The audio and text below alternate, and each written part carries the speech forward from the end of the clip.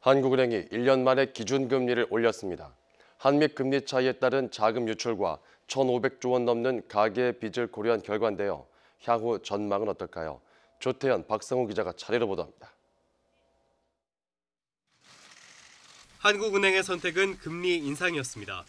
올해 마지막 금융통화위원회에서 기준금리를 0.25%포인트 올린 연 1.75%로 결정했습니다.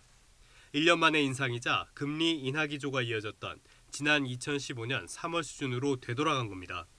이에 따라 미국과의 기준금리 차이는 기존 0.75%포인트에서 0.5%포인트로 줄었습니다. 한국은행은 국내 경제가 잠재 성장률 수준의 성장세를 이어가는 가운데 물가 흐름도 적절한 수준이라고 설명했습니다. 이에 따라 금융 안정에 조금 더 중점을 둬 금리를 인상했다는 설명입니다.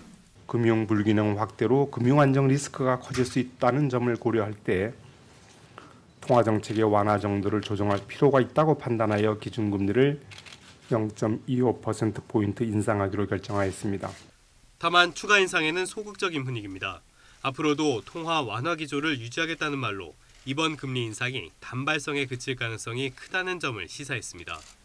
무엇보다 수출을 제외한 거의 모든 경제 지표가 곤두박질쳐 사실상 둔화 국면에 접어든 상황에서 경기에 타격을 주는 금리 인상이 부담스럽기 때문입니다.